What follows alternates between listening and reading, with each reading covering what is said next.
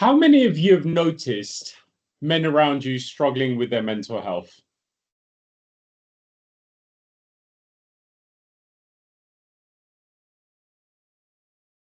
Okay, see quite a few hands going up.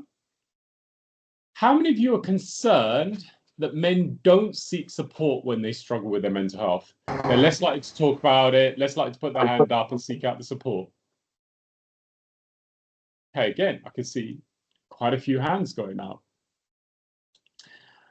And how many of you haven't noticed men struggle with their mental health and you aren't concerned about them seeking support? Is there anyone here on the call today that haven't really observed this themselves and don't think it's that much of an issue?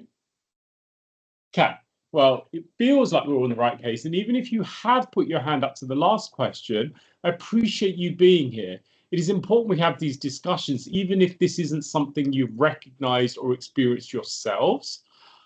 And it's not something that you, at this time, are that concerned about. Our job is to have an open discussion to consider, well, what is the scale and the nature of the issue, and how can we take appropriate action to be able to address this issue in a way that provides positive benefit to everybody that's potentially directly impacted.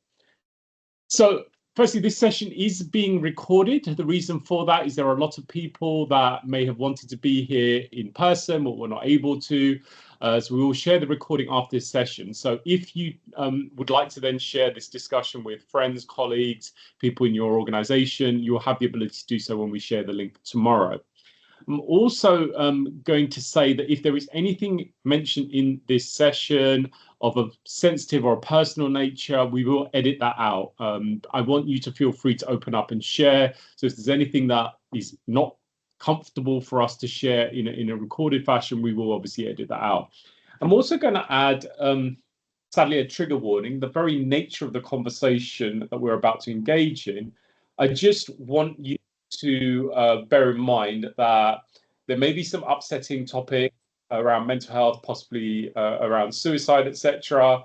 So please put yourself first. If there is anything that is challenging or uncomfortable, then obviously feel free to take responsibility for your experience. I've just been advised by my colleague that the technology isn't working. You can't see me properly. So give me a second and I will see if I can address this. 1 second.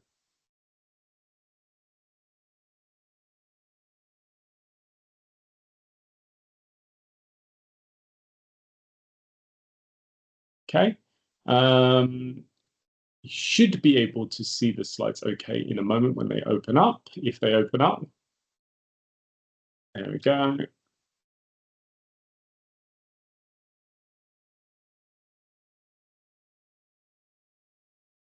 Is that working okay now? Can you see me in the slide? Perfect. Yeah, excellent. Fantastic. Thank you, Abby, for the feedback. Yeah. So how many of you are joining us for the first time at one of our monthly webinars? If we do have some new faces, fantastic. Well, firstly, thank you so much for being here. We're always blown away by the amount of people that register for these sessions. We have a maximum capacity of 1,000, and for the last couple, we've got close to capacity, and not necessarily everybody turning up live, but registering anyway. And it was only a couple of days ago that we were quite concerned because we only had like 60 or 70 people signed up.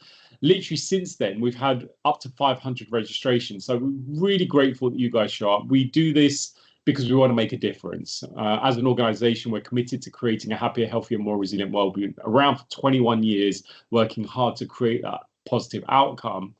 And we can only do what we do if people such as yourself show up, and we've only just started. We've already got almost 200 people here. So thank you for investing your most valuable resource in being here. I'm hoping that there are some things that come out of today's discussion that are useful, valuable, and allow you to take out from this discussion things that you can use and apply to all aspects of life, including within your workplace. So this is not a lecture. This is a discussion. a discussion on a subject that is not easy and comfortable for many of us. So if you can, please put your cameras on. This is not a lecture. I want us to be able to have open conversations. And I think we've got very used to and comfortable turning up for sessions like this, where you're just listening in the background whilst you're working or eating your lunch or whatever. And really, this isn't about me presenting information to you. This is me and my colleague, Abby. Abby, give us a wave so everybody knows who you are. We're here to facilitate this discussion and to support you in opening up about a subject that is not easy or comfortable. And the challenge with that is because we don't talk about it, most people don't even fully appreciate the scale and the nature of the issue that we will be discussing today. So if you can, put your cameras on, get involved. I will ask a lot of questions. I want you to engage. So share your thoughts, your feelings, your experiences, disagree, seek clarification, tell me to slow down, whatever you need at any time. I'm here to serve and support you, but your participation will determine how much value we get from today's session. Just a couple of ground rules. We only have a short amount of time, so let's make the most of it by being present. If that means limiting any other distractions, if you can turn any other technology off or on silent, put your phone on silent just for the next 54 minutes so we can fully be present and engage in today's discussion. Participate. What you put out will determine what you put in will determine what you get out. So basically do your 50%. Be open, honest, and respectful. If someone shares something you don't agree with, you don't like, that's okay. They're entitled to their opinion as you're entitled to yours. Have an open mind. We may end up discussing and exploring things that don't align with the way that you see things. That's okay. Try and understand other people's perspectives and new ways and new approaches to be able to tackle the issue we're here to talk about, which is obviously around men's mental health. Use I statements to take ownership of any statements you make around opinions and thoughts and feelings. And we are also going to ask for a safe space, a confidential space. So Vegas rules. Essentially, what happens in this session stays in this session. So each other's personal stories and experiences, I implore you not to share them outside of this session unless you have express permission to do so. 2 caveats: anything that I share, you have my full permission to share that with anyone that's willing to listen. And the last caveat is if anyone mentions anything in this session impacts your safety or the safety of others, for safeguarding reasons, that's the only other time rules of confidentiality would be broken. Are we all happy with these ground rules? Anyone would like to change, add, remove anything? And if not, as I said, like we can always come back. I had never heard the term Vegas rules. Okay. I'd never heard that before in my life, so you might want to explain that in future webinars. Yeah, absolutely. I've heard of Vegas and I've heard of Las Vegas. I've never been there, but I've never heard the term Vegas rules. So what happens in Vegas stays in Vegas. I've just Googled it. Absolutely. Also known as the Chatham House rules, or what happens on tour stays on tour. I've heard those expressions, but I've never heard them stated. Doesn't it come from the film The Hangover, where they go to Vegas on a stag weekend? I think I'm not sure there, but I think maybe that's when it was first coined, but I could be wrong. Possibly. I could be wrong. We could go down a rabbit hole on that one. The idea was we just haven't got the time. What I'm trying to express is, like, whatever we talk about in this session, let's try and keep it safe here in this session, so people have the comfort to be able to open up and share their thoughts and feelings on a subject without fear of judgment. Is ultimately where we're going with this. My colleague Abby has spent a lot of time and effort putting together a guidebook, what we call a purple paper, which is our tongue-in-cheek version of a white paper, which accompanies this session with lots more information. And that link has just been posted into the chat. So if you click on that, you'll be able to download that document. Again, feel free to share that freely with anyone that might benefit. We will send you an email with a link to this tomorrow, as well as the recording, as well as these slides, and any other resources that we discuss and share will be made available to you. They're all absolutely free of charge. So let's kind of get into this. The first question I have for you: we are here to talk about mental health for men. November typically is a month where we mark male mental health issues. So I'm going to start with a question. Male mental health isn't a priority, question mark. Let's discuss this. What is your thoughts, feelings, and reaction to the question stroke statement on the screen right now? Is male mental health a priority? Why is this something that we need to have a month of the year to mark? Why do we need to have discussions like this to talk about male mental health? It definitely is a priority. Yeah. Okay. Is it? I don't know. For me, I've suffered with mental health for a very long time, and it is difficult to talk about. And it doesn't within society and culture, it doesn't seem so important that as a man, my mental health is suffering. It's almost like my dad would say to me, "Suck it up and deal with it." You know, just bury it and crack on, kind of thing. And it's never that simple. It's never that easy. You can't always just bury a feeling or your emotions and just carry on with life. It just feels like we're kind of plastered as men with this stigma that we're providers and we should just carry on. We shouldn't have these problems and we should be okay. It's frustrating, to say the least. No, I appreciate that, and thank you so much for sharing so honestly, James. And ultimately, like, obviously, I put this in as a bit of a provocative statement. I absolutely believe that it's a priority. The only reason that I am here running this session in front of you right now is because of a first-hand experience. This is not my academic or professional background. I'm here running this session because 21 years ago, I had a breakdown at the depths of which I tried to end my own life.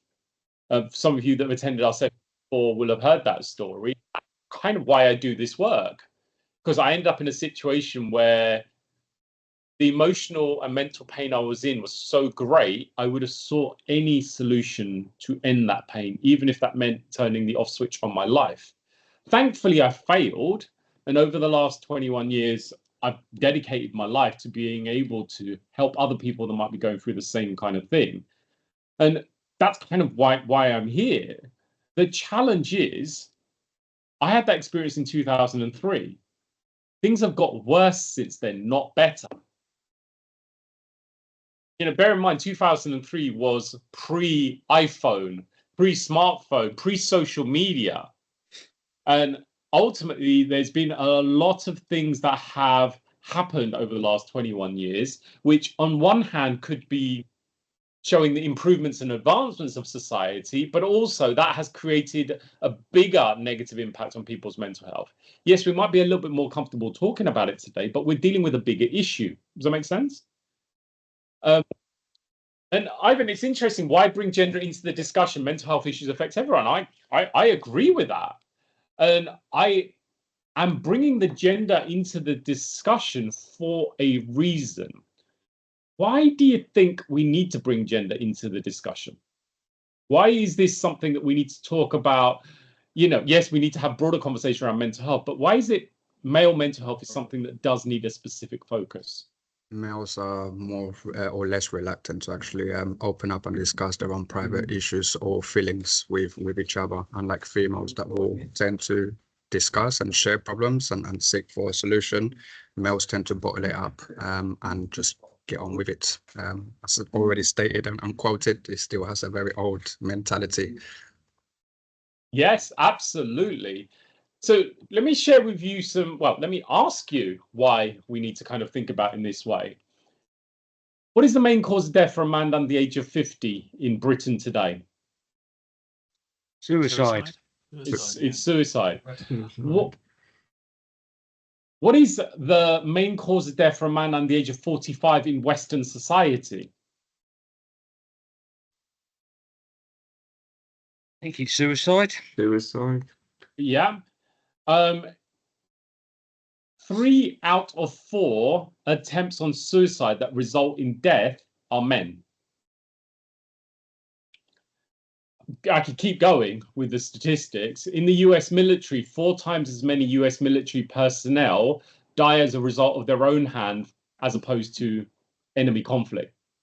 So you're basically a soldier that puts your life on the line for a living. You're more likely to die as a result of your own hand than of conflict.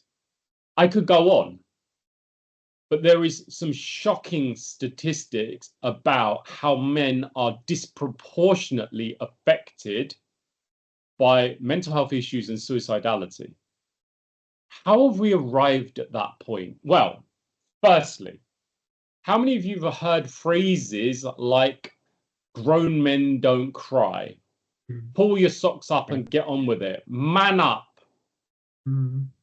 We have made it, and some of you mentioned it in the chat. It's what some of you have described as toxic masculinity. I'm actually really grateful that there are so many women that have turned up for this session. You know, we've got a session around male mental health. Equally, when we in December we were running a session around female mental health, or when we run future sessions around issues that affect women, we need to know about that as men, just as women need to know about the issues that affect us as men. Does that make sense? Because that's what a society is where we support each other.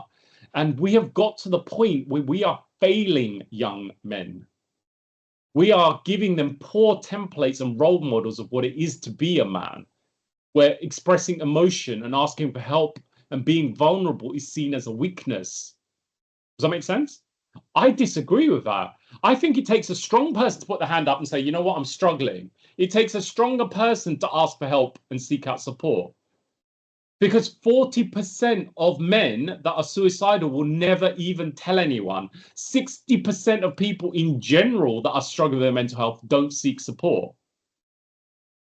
So unless we get better at having conversations like this, then sadly this is going to get worse. Year on year, over the last few years, we have seen the suicide statistics in all UK countries increasing. I appreciate we've got a global audience today. We've got people dialing in from around the world.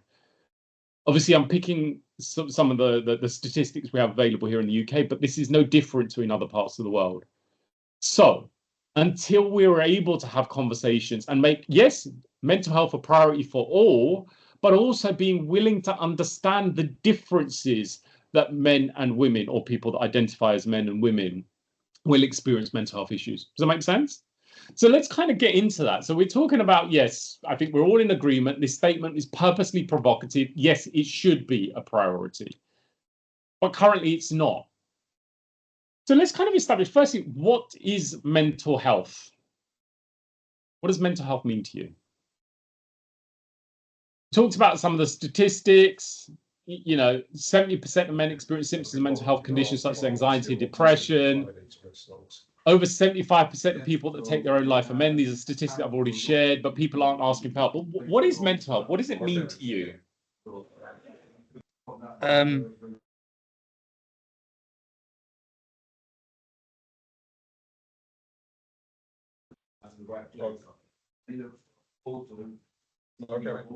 struggling with their own demons, whether they'll be, stress related, anxiety, or, could be a bit more evolved. And you're looking at now mental health issues in regards to bipolar, schizophrenia, etc., by someone that generally has difficulties dealing with the normal day-to-day life, and experience what could be as normal situations to be a bit more severe, a bit more grey.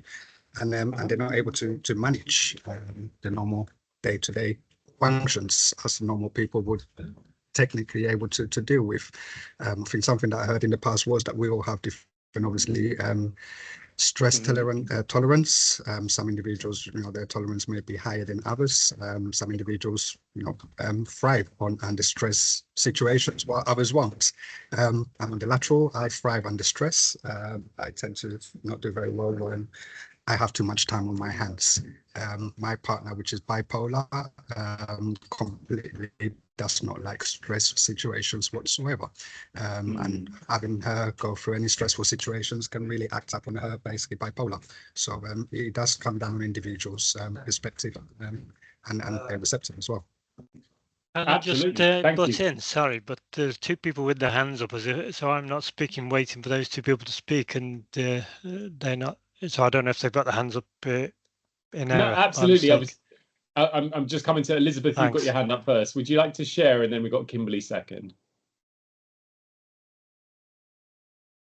So either Elizabeth or Kimberly, feel free to share your points. Hi. I don't know if that's me or not. I can't remember what name I've got. It's my middle name, so it might be me. Hope you can hear me. But Elizabeth I agree Parnham. with what. Oh, okay. Sorry, that's not me. That's all right. I got my hand up. But Yeah, go for it, Elizabeth. Or sorry, Amy, if you want to share, and then right. Elizabeth and Kimberly, if you want to share, okay. that you've got opportunity to do so.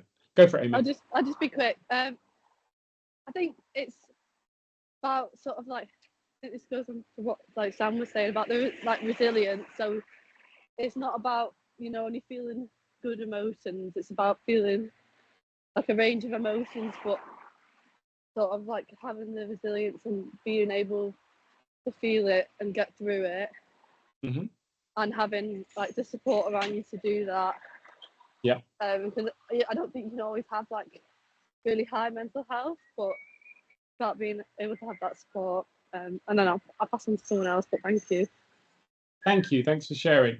Bernadette, you've got your hand up.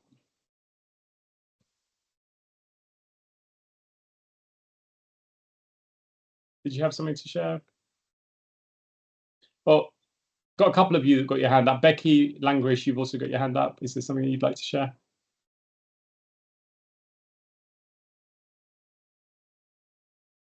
Okay, no worries. Again, if anyone would like to share something, feel free to put your hand up and we will definitely come to you. So let's kind of get into this then. There are symptoms that can differ between men and women. And this is really where, as we started the conversation, some of you were like, well, we should just be having a general conversation. I agree. We need to have general, broader conversation around mental health. But what are the specific nuances and differences between how men and women may experience mental health, particularly given some of the stigmas and the guilt and shame associated with the subject, which may prevent particularly men from admitting that they're struggling? So who'd like to share, maybe offer some personal experiences or things that you've witnessed in others regarding the differences? James, I've just seen your hand go up. Yeah, I mean, I don't know if there are any differences. When I first met my partner, she didn't quite understand how my mental health affected me on my day-to-day anxiety going out and just doing everyday things, getting to work. You know, those things can be difficult. But she herself had a breakdown, and I kind of put a stop on everything I was doing to support her. But I didn't see any differences. What I saw, and I looked at, she had more physical manifestations. But what I saw is like, that's how I feel. That's it. And from that, she understood more about my mental health and her own. And, you know, we learned a lot from each other. But I personally, I didn't see a difference between my mental health and hers. Obviously, circumstances are different and how we get to that trauma. But the way she suffered, I was like, man, that's how I feel sometimes. That's a daily thing for me. And it's hard. It's really, really difficult. So I don't personally, I don't see a difference between men and women with mental health. Okay, great. And I appreciate you sharing that perspective. I'm not here to say what's right and wrong. I'm just here for us to explore and have an open discussion around that. Elizabeth, you've got your hand up.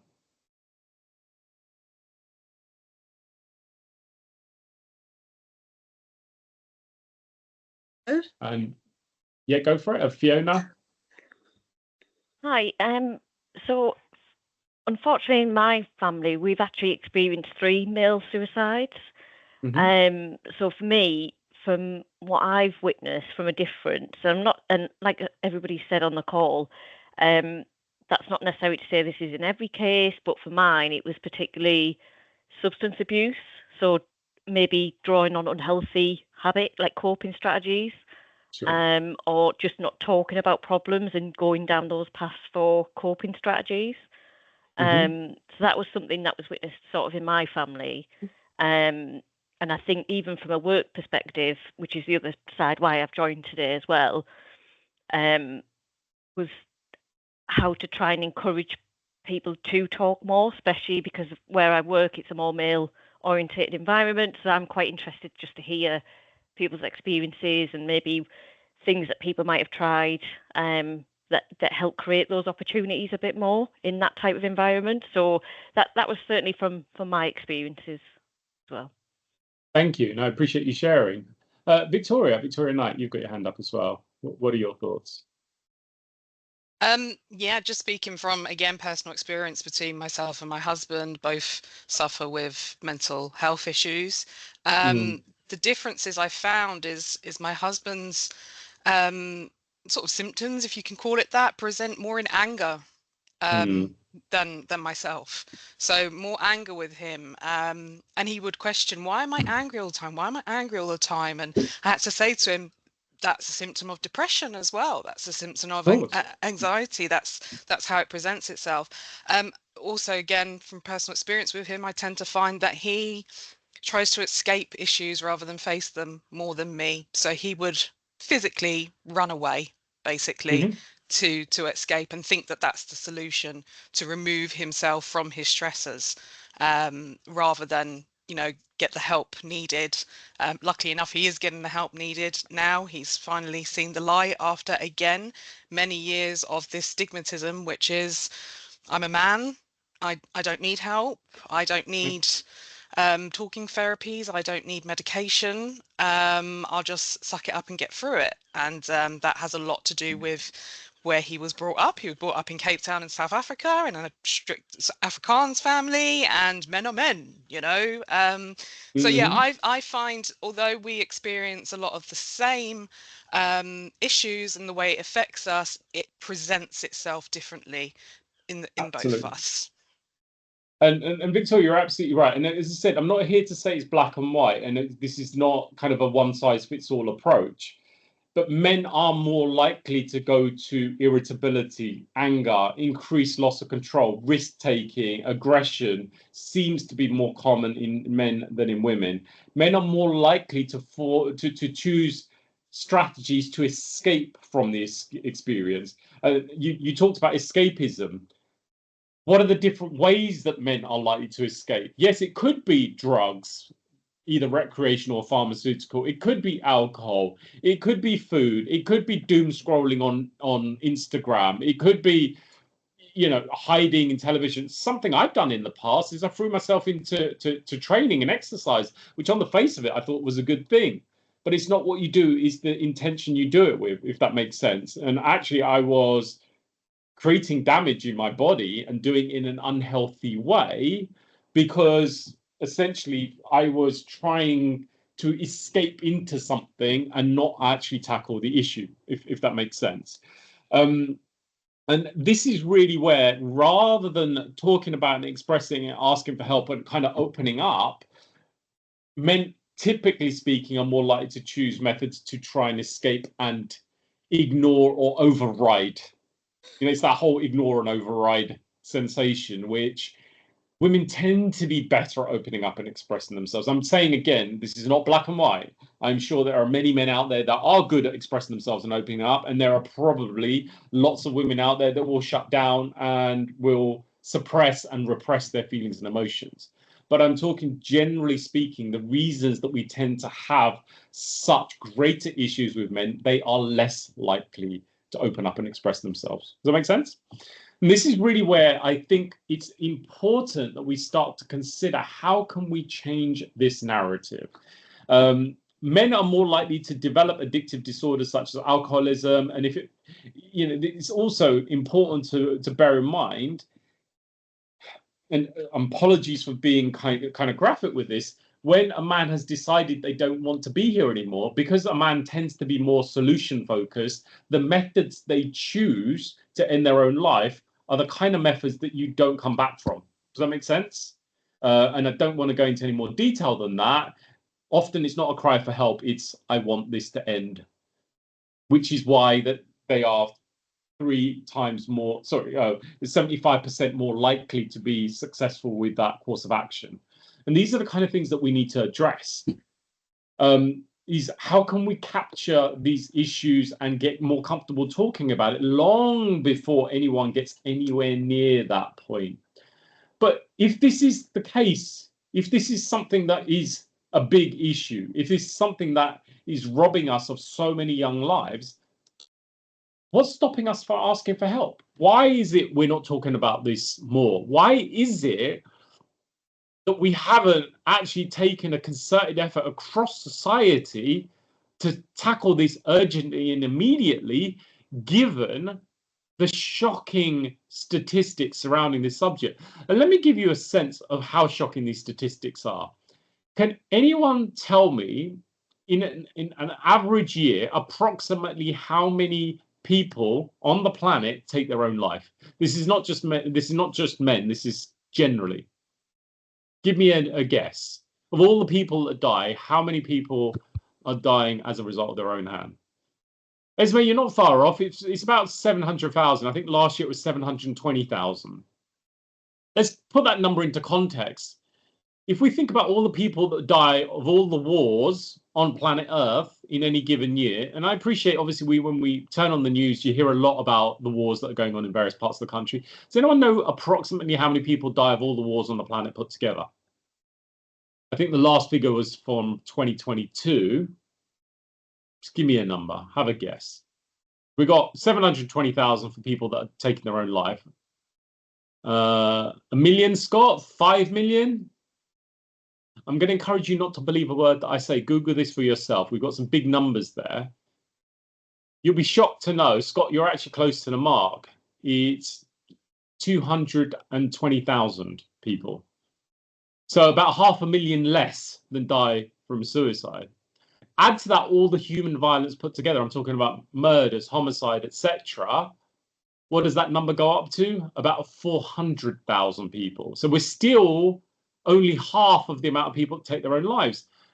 But you turn on the news and you scroll through social media and you pick up a newspaper, you hear about wars and you hear about human violence. Why are we not talking about this issue, given that it's a huge killer of people? Why are we still not comfortable talking about something that is a sad reality for most people on this planet, that will either have been directly affected by mental health or will know someone that has? And, you know, we're not going to go around the group here, but most of you will know of someone that has taken their own life, because it's like miscarriage. 1 in 4 pregnancies ends in miscarriage, yet you don't know how common it is until you've had a first-hand experience and start talking to other people and realize actually a lot of people have an experience of this. And sadly, suicide is the same. But there are some things that we still in 2024 aren't that comfortable talking about.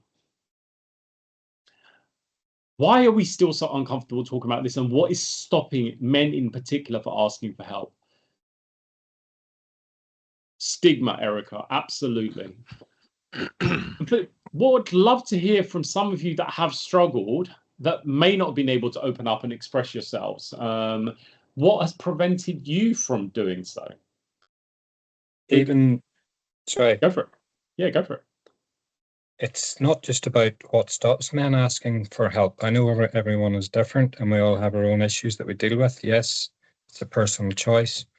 But I've been so open with doctors, with anybody trying to get help, and it's normally just take some medication. And that medication can make things so much worse than actually help.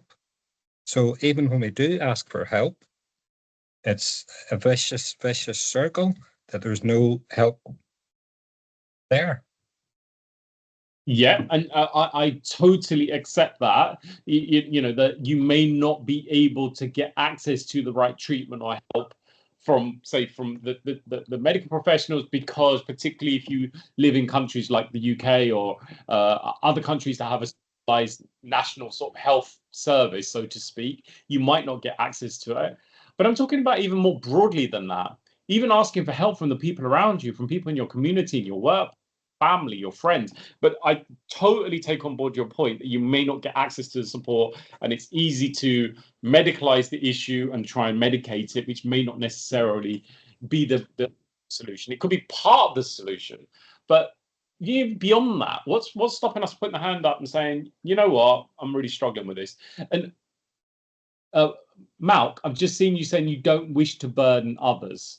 That's an interesting point, and that's something that I can actually resonate with. This is something that I struggle with. Bear in mind, I've been working in this field for 21 years now. And my motivation to come into this field was a first-hand experience from my own mental health. The first time I ever shared that I tried to end my own life was 15 years after it happened, at which point I had 15 years of experience in the mental health industry. So essentially it was 6 years ago was the first time I publicly shared that I tried to end my own life as a result of my mental health. So I carry this guilt and shame and stigma myself. So, you know, I totally get it, that it took me a long time to get comfortable with this. But who else would like to share what has held you back? You know, got a couple of hands up. If you've got your hand up, feel free to jump in. James, I can see your hand up. Obios, you've got your hand up as well. Yeah. I think for me, what held me back was growing up watching my mum suffer with her mental health and go to therapy and come back this broken mess, this broken human who couldn't function. And, you know, I think by modern standards, social services would have been in my life and probably taken us away, but that never happened. So we had to live with, you know, our mother who couldn't cope. She couldn't look after us. She wasn't there emotionally. And as I grew up, and I didn't realize I had mental health problems, and I'd go to the doctors and I'd kind of briefly touch on things. And then they say, well, you know, you need this help. And I'd be like, no, I don't want it. Because I saw what it did to my mum. It broke her. It didn't fix her. It didn't help her. It broke her.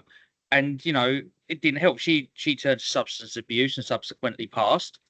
And I was like, none of that helped. And it took me a while to kind of realize, well, actually, I might need to look at this because I'm struggling so much. I can't. I've tried to talk to my friends and they mock me, tell me I'm being weak or pathetic and I just need to deal with it. And even female friends were like, but you're a man. What difference does that make? Whether I have a penis and testicles, it doesn't mean I suffer less than you.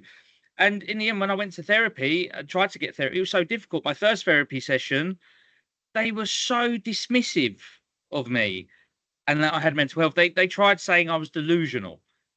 I was just like, I'm not deluded. This is how I feel. And it took me a long time to kind of trust the NHS and the services they provide. But in lots of ways where they succeed, they fail massively. Yeah. And thank you, James. I appreciate you being open and vulnerable. And that's what we need, is more of us being open about our experience, because someone else hearing your story, it may give them permission to open up and share theirs. And that's basically one of the biggest challenges. As men, we're less likely to talk about our experiences because, as Eva said, we have a lack of male role models to demonstrate that it's okay to be not be okay. I totally agree with that. Emma, you've got your hand up. Yeah, I'd rather not turn my camera on if you don't mind, but I just wanted to say what you've just said resonated. My partner has recently, after a lot of thought, decided to start going to a men's mental health group. He hasn't said a word yet, but he's finding it useful just to listen and just to hear other people's experiences. Sometimes he said it's because he realizes some people are worse off, which I'm not sure is great, but I think I said to him, doesn't matter if you never say a word, if you're finding it useful to listen. It's a start. Absolutely. Thank you. Thanks for sharing, Emma. Paul Burgess, we'll take your point before we move on to the next question.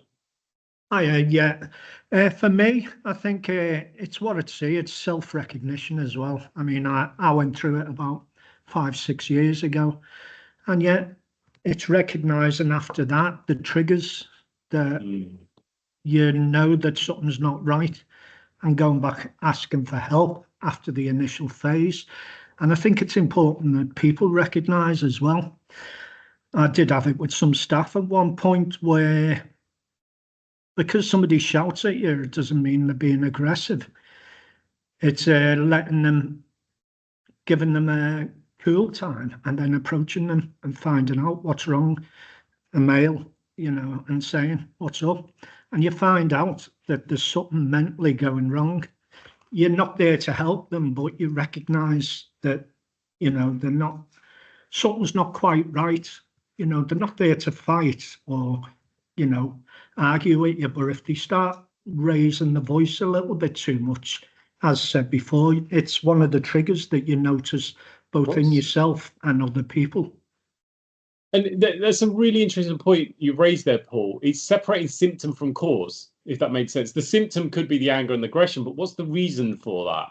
And ultimately, what's triggering the changes in people's behaviors? And is it that they're suppressing and repressing something that is then causing them to change the way that they show up in the world?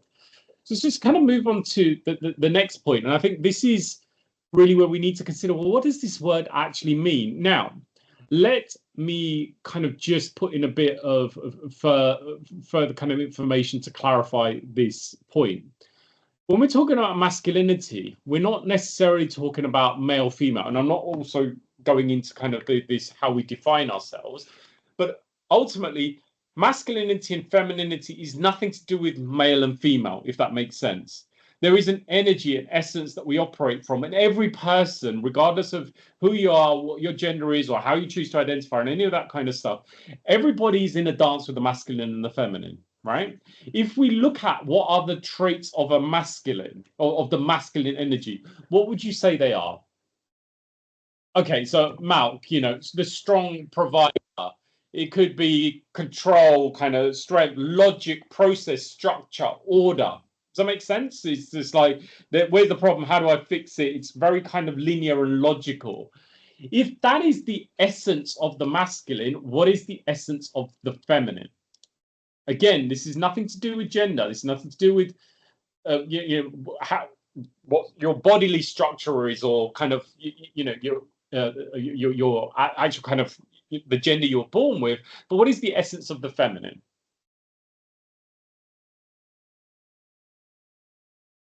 Anyone like to share? If you don't know, what are your thoughts around that?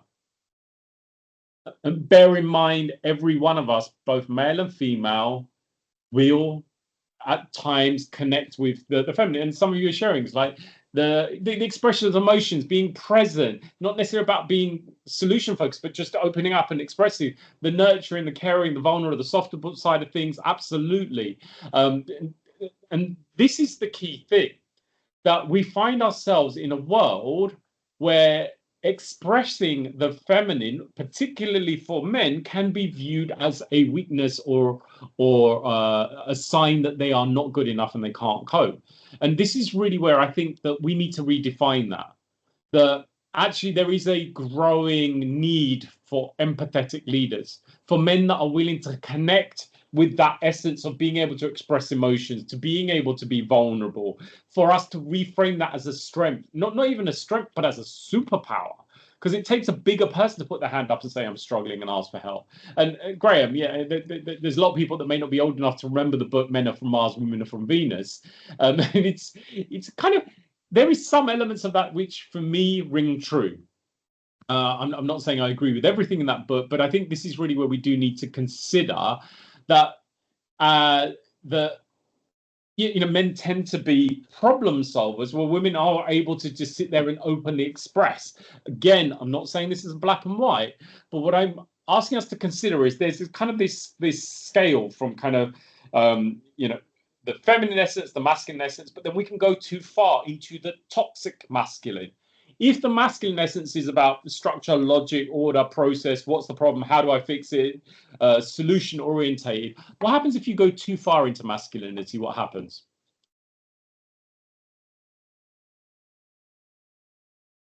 And earlier in the chat, earlier in the conversation, some of you had referenced the term toxic masculinity. What do you think that means? Because again, you can go also too far into femininity, and that also becomes toxic as well. But I'm talking about when it's the unhealthy balance, which is what we are seeing. Yes, absolutely, Shelley. Complete detachment from emotions. That kind of aggressive, reckless, dismissive, ignorant, all of these kind of things. Closing off, suppressing, repressing, and actually not in any way allowing yourself to feel, because feeling, as Jim's saying, leads to a sensation of a lack of control. This is something that is a challenge, because it's not just, as George is saying, ignoring the caring, expressive side of yourself towards others, but also ignoring the caring, expressive side of yourself to yourself, because you don't even want to admit it to yourself that you're struggling or feeling things, because feelings have, strangely for many people, been viewed as a bad thing. Our ability to feel is important, it's crucial, and this is really what we need to change. So does anyone like to share kind of your views, opinions, or perspectives on masculinity and how that has led to this current paradigm. Anyone got any thoughts or feelings to share on this? Can you hear me? Sorry. Yes, absolutely. Go for it. I feel like you hit on it earlier about men being much more solution focused, and that's definitely something I can resonate with the men in my life. And like you said, trying to embrace your feminine and your masculine in both genders, and however that manifests itself is helpful across the sexes. And I think we treat men and women's mental health the same, and I honestly think that's the biggest issue at the moment is men and women.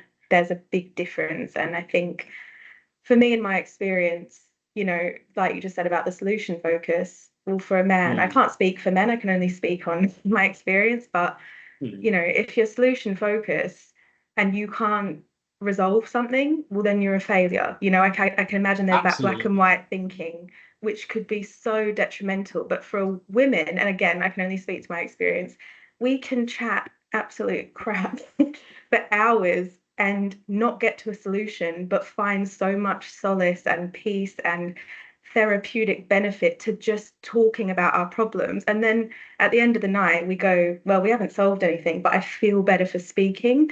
But fundamentally, I think that I can't speak for all men, and please tell me if I'm wrong, but my experience is that I don't think men necessarily get that same benefit. Of course, we should all be speaking, but sometimes the men I meet, they just want to, what can I do? What can I do practically? I think that's a masculine trait. What can I do to make myself feel better, or to help my family, or to get myself out of this rut? Whereas women can more happily sit and chat, and that's helpful for us. That's just my experience. Absolutely, and there's a huge amount of truth in that. I'll give you a perfect example. I have a group chat on WhatsApp with a bunch of my male friends. It's kind of generally speaking a football chat, but sometimes we talk about other things other than football.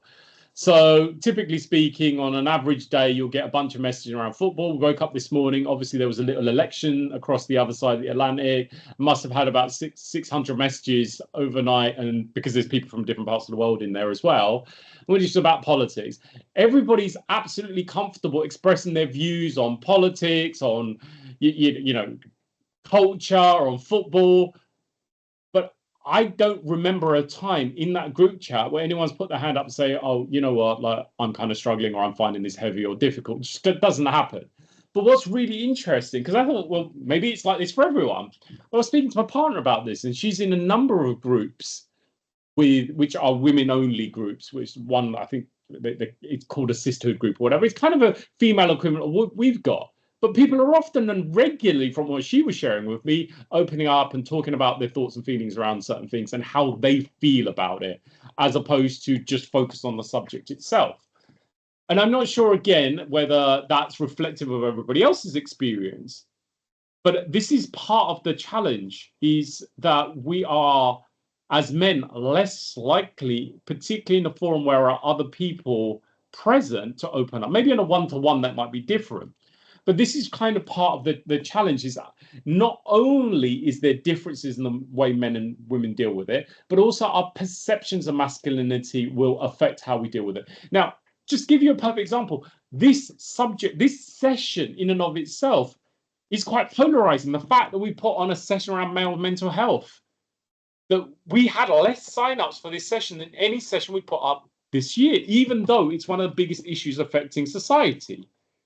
Internally within our team, depending on whether it's men or women, will have a different take or a different perspective on this.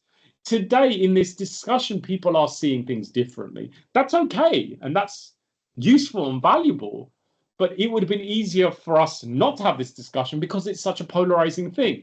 Part of the challenge is we need to be willing to have uncomfortable conversations, to understand each other, to show compassion and empathy. And as many of you have said, particularly the women that are sharing, you don't know what it's like to be men, and many of the men in the group may not understand what it's like to be a woman. But until we have these kind of conversations, how do we learn and grow?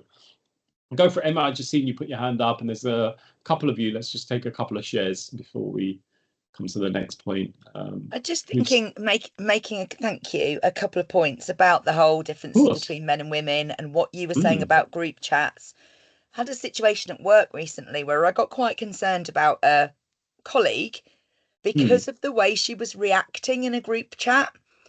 So someone who normally contributes was just kind of liking, not saying anything, no comments, took her to one side, asked if she was all right. And I don't know whether men do that kind of thing. It's that asking twice. You all right? What do we do as Brits? We say, yeah, I'm fine. How are you? And sometimes you need to go, are you sure you're all right? Because I noticed this. And if you ask twice and they still say no, you know, fair enough. But I don't know how much men do that. I'm quite perceptive about noticing how people change their normal behaviours and what that might indicate. I don't know if men do that as a question as well as a statement. Thank you. No, absolutely. I appreciate you sharing. And that's the thing. You ask a man, how are you or how are you feeling? You're going to, well, firstly, how are you feeling? Whoa, feelings. I don't do feelings. I'm a bloke. And again, I'm kind of, speaking quite broadly. But the reality is, there's a lot of people out there who've never been taught how to express emotions in a healthy way. So they just don't. I grew up in a household where I watched my dad bury his mum, his dad, and several of his siblings, and never shed a tear. And his mantra in life was life goes on. The only time I ever saw my dad express emotions was in the stands of a football stadium, where I've seen him cry and F and blind and shout and scream. But everywhere else in life, he was, stiff upper lip. Life goes on. So part of this is, how can we start to change our perceptions of what it is to be a man? Because even phrases like soldier on, pull your socks up and get on with it, etc., these are kind of hangovers from the Second World War. That's where the phrases actually originate from. And I think we need to change that paradigm.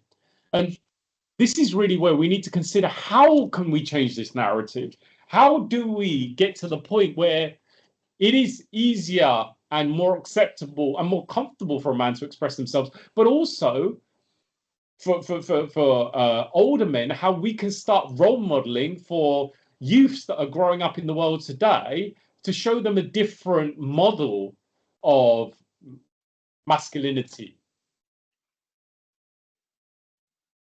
How do we change things?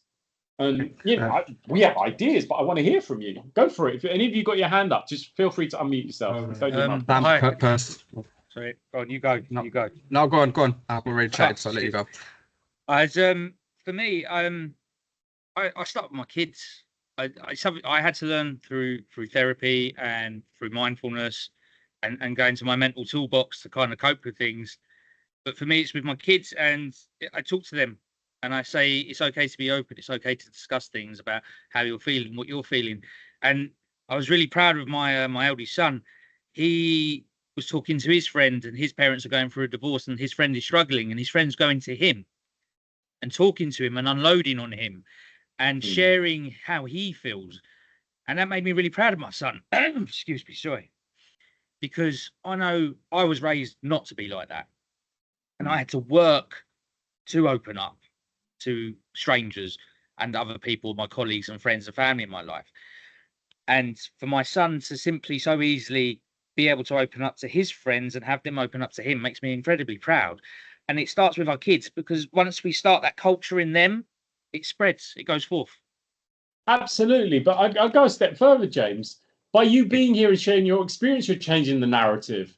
Because there's 200 people here live, and there's probably going to be about a couple of thousand people more that watch it as a recording.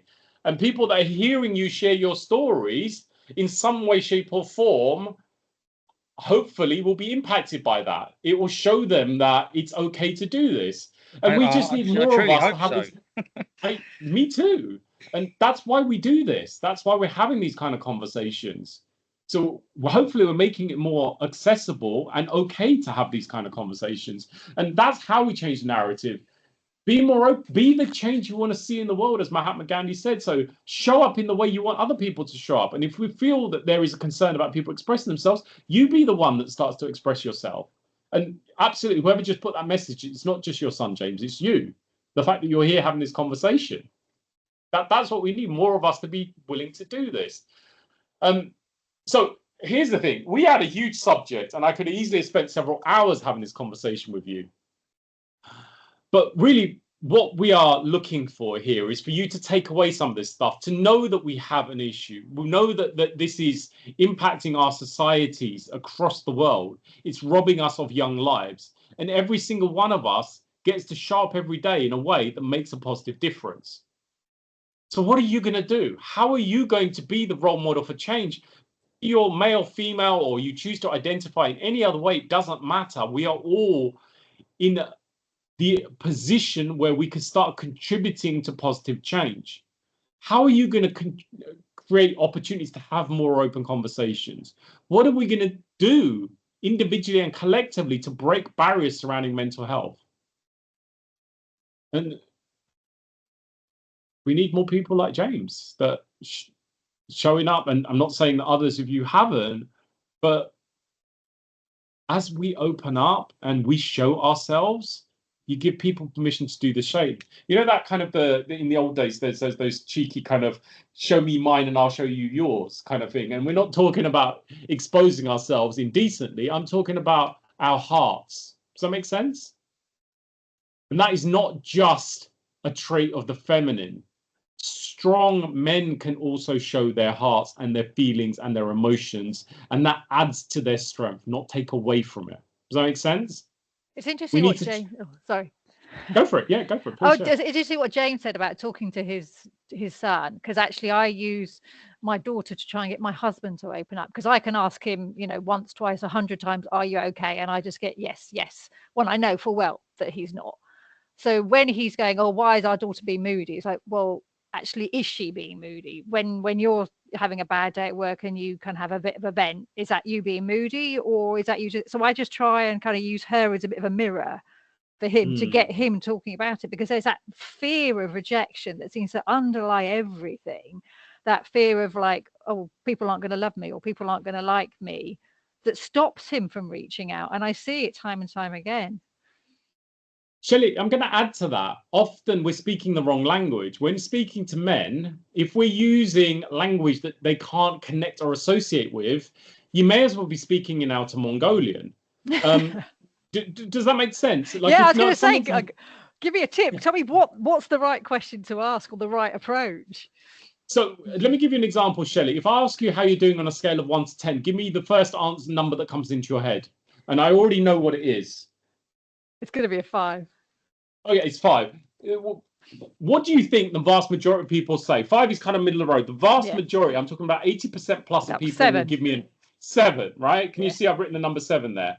Because we've actually done studies on that. The vast majority of people will say 7. Why? It's a nothing number, right?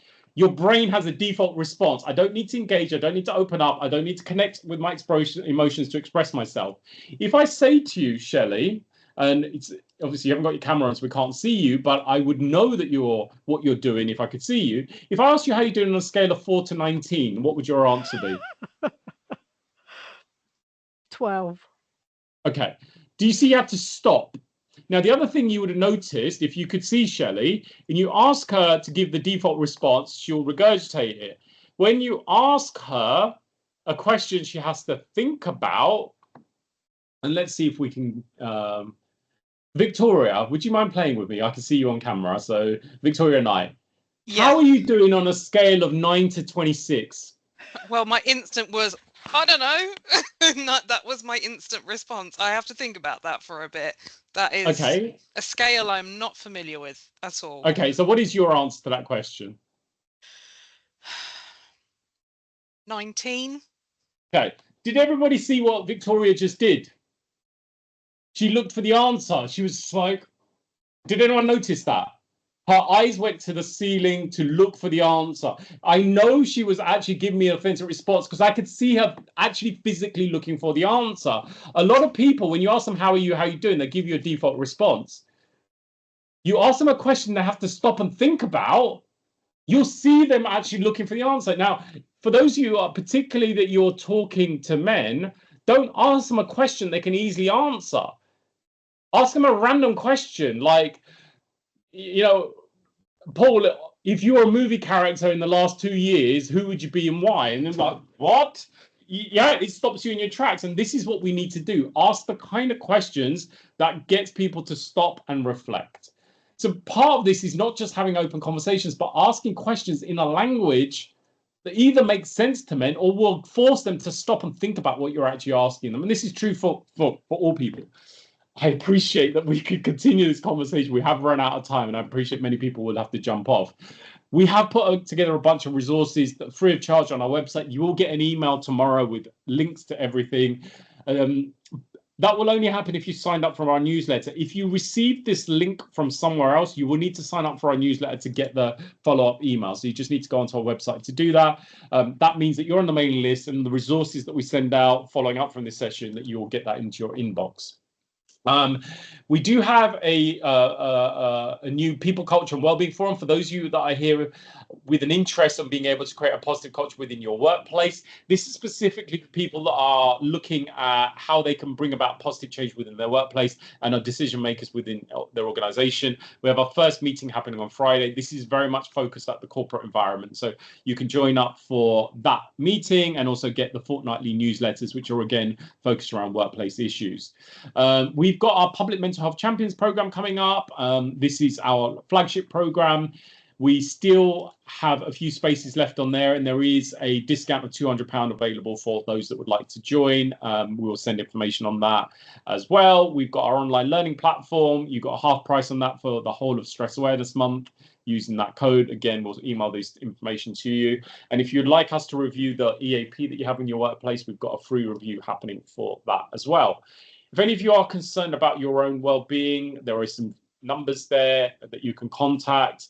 Feel free to reach out to Samaritans. You can reach out to ourselves, and there are other organizations, particularly male-focused organizations like Calm, that are there to be able to provide the support that you might need.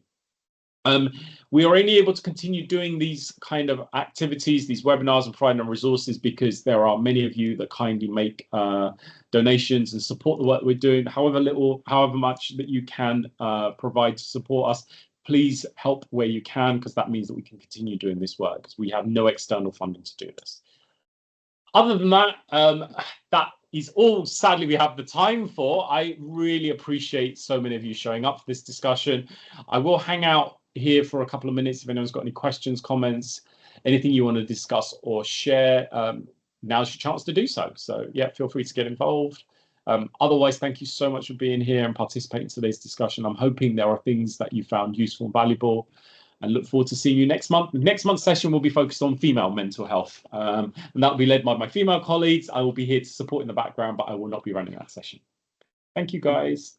Thank you. Thank you. Thank you. Thanks for joining. Right, Anyone's got any questions, comments, feedback, anything you want to discuss or share, we will hang out for the next few minutes for you to do so. How did you get into this work? I'm quite interested myself. So as I mentioned, I had an experience in 2003 where basically my life fell to pieces in a very short period of time, and I didn't recognize